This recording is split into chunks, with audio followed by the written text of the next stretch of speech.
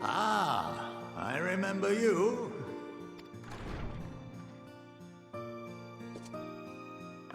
I pray we have not caught you at an inopportune moment. We wanted to offer our thanks for your kind words in the forum.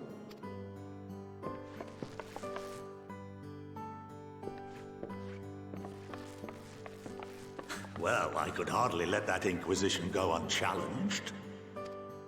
I've always believed that curiosity should be nurtured, not stifled.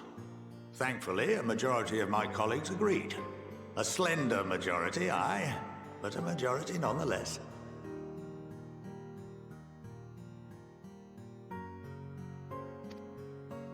Had the vote not gone our way, we would be having a very different conversation, if any at all. Though I'd like to think you would have not given up on us. Yes, that's right. I was hoping to speak with the grandchildren of my dearly departed friends Galuf and Louisoix in a less dour setting. But it seems I just missed you.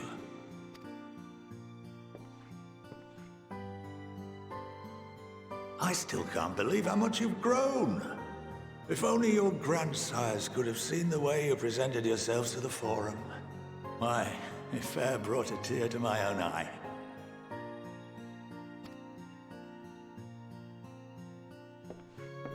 You must have the patience of a saint, putting up with this lot and their antics. Never mind Matoya's prize student.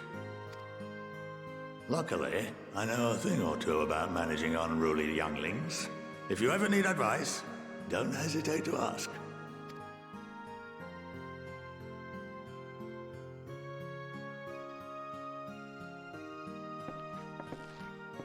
If I may, there is a rather more pressing matter we wish to discuss.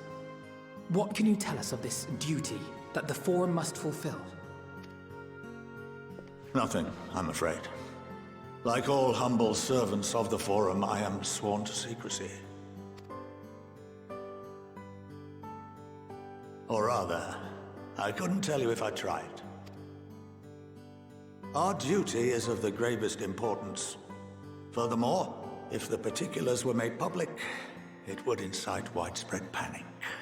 As such, those entrusted with this duty have been bound by an enchantment, which prevents us from speaking of such matters without the express permission of the Forum.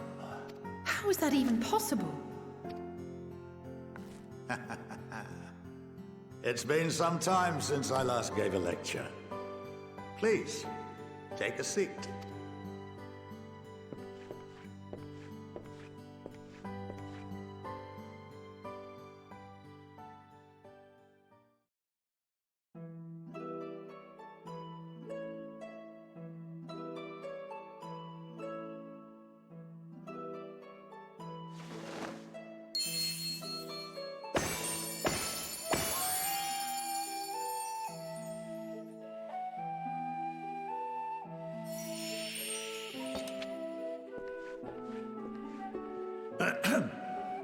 We shall begin by reviewing the fundamentals of etherology.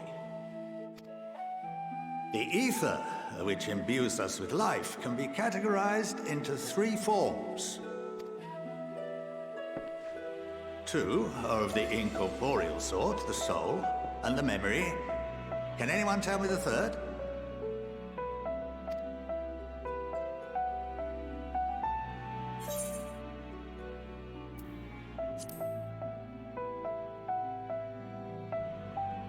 Not entirely inaccurate, but nor is it the answer I was looking for. That would be corporeal ether. This is the form with which the layman is most familiar.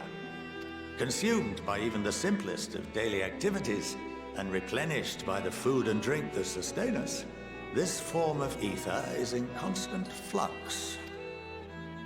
In contrast, the ether that comprises the soul is rarely subject to dramatic change. The same can be said for memory, as the two are intrinsically linked.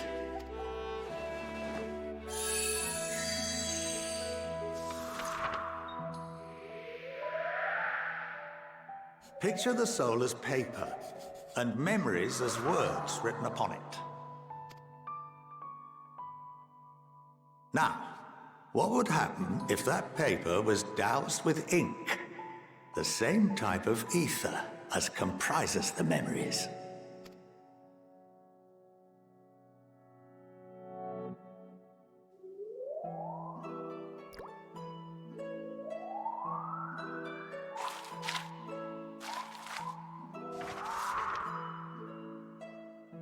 It would blot out everything that was written.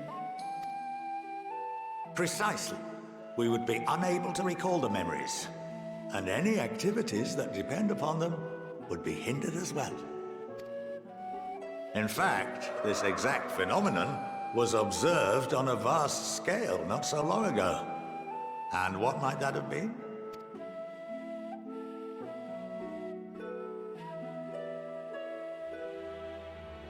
The seventh umbral calamity. The people of Eorzea vividly recall Bahamut breaking free of the Lesser Moon and raining hellfire down upon the realm. But no one could seem to remember the events that followed immediately afterwards. Indeed. To this day, we have yet to determine whether it was an unintended consequence or a deliberate act. The enchantment which binds me and the rest of the Forum is based on a similar principle. And yes, it is a contravention of the Sharlayan prohibition against the practice of memory manipulation.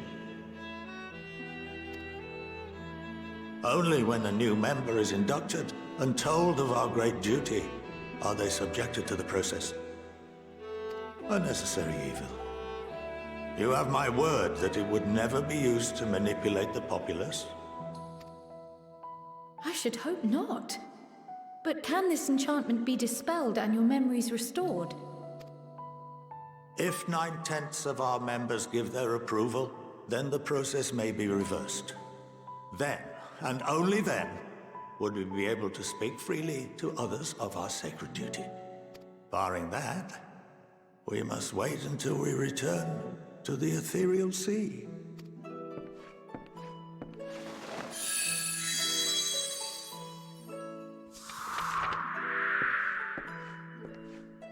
For there we will be purified, the blots upon our souls washed clean.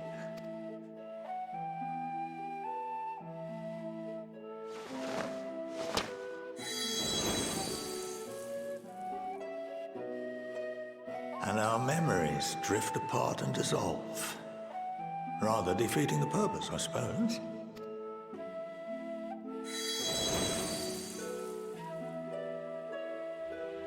But there are those memories that are indelibly etched upon our souls, some believe. What happens after that? We are reduced to pure ether, coalesce with that of others, and create souls anew. Alternative schools of thought assert souls remain whole and return to the corporeal world, reborn into another form. Both theories have their proponents. Personally, I consider each equally probable.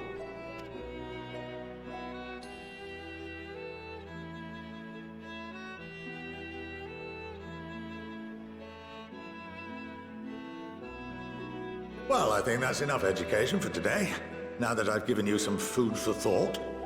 Or rather, an entire banquet.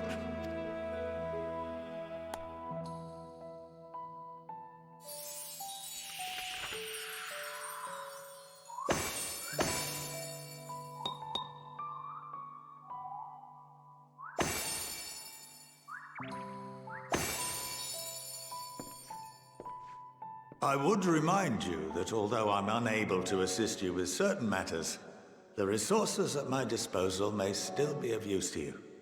I'll arrange for you all to be given the run of Phenomenon. Of course, as associate to our alumni and the students of Baldessian, this privilege is extended to you as well, my friend. Oh, and I suggest you speak with Ki Aliapo. She's well known among the artisans of Sharlayan, and her network of contacts may prove useful in your search for knowledge. I wish you all the best in your pursuits, wheresoever they may take you.